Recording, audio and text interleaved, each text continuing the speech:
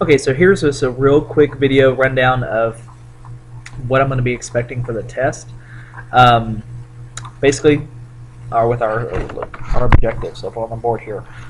You need to know the major types of physical evidence. I'll try to actually get both of this in the frame here.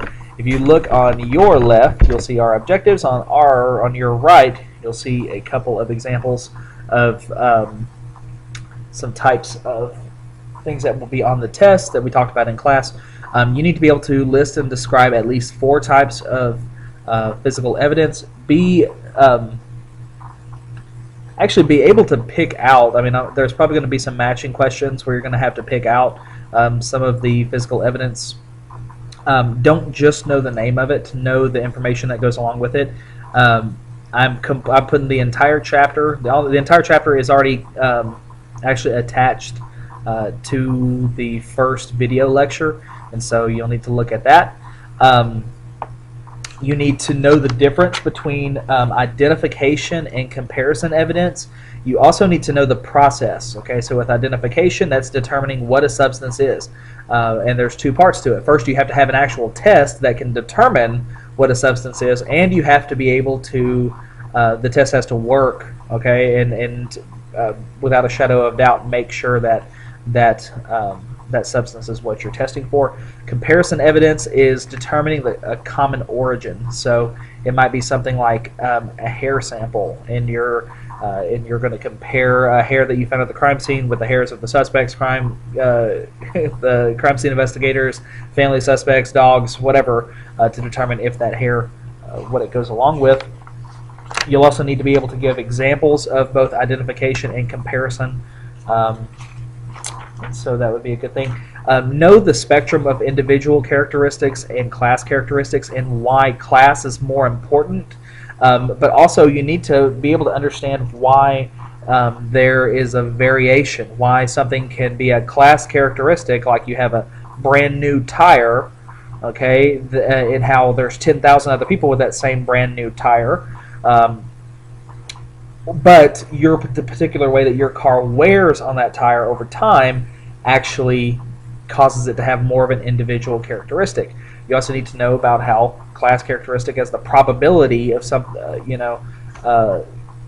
goes up. Okay, well, let me say it like this. The more class evidence that you have that points towards a certain person, the more the probability is that that person committed the crime.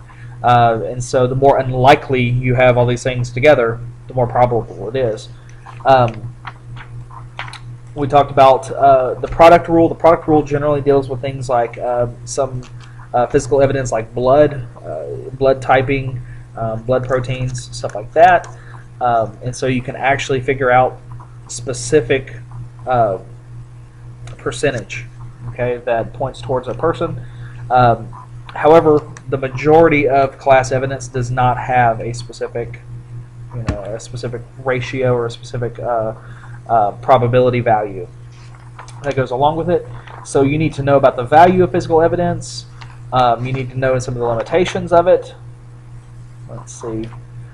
As far as databases are concerned, you need to know CODIS, which is DNA. You need to know the AFIS, which is fingerprinting. You also need to know NIBIN, NIBIN, which deals with ballistics. You just need to know what those are. I'm going to post the actual review questions. Some of these we've gone over in class.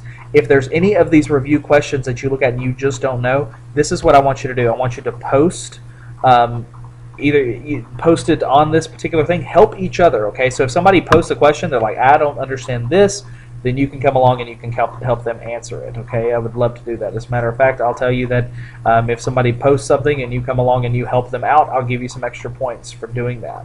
So check in and help your fellow classmates. Also, for those of you who actually watch the review video here, you'll actually know that the answer to number 1 is A. Don't tell anybody. And so that's a little bonus for you. So, ways to study for the test. Look over the chapter that I have in PDF form, okay? Look over the review questions. See if there's anything that you're kind of questionable about. Look over the last video, or at least click through the slides so that you understand that. I'm not going to ask you anything on, since we didn't really get to natural versus evidential stuff. I cut that off at the on the last video and decided not to add it. We can talk about it in class what it is. It's a real simple concept. Anyways, other than that, let me know if you have any particular questions. So look at the chapter, look at the review questions. Yeah, and if there's any of the main topics, know that these will be written questions. And that's pretty much it. Study. Good luck on the test.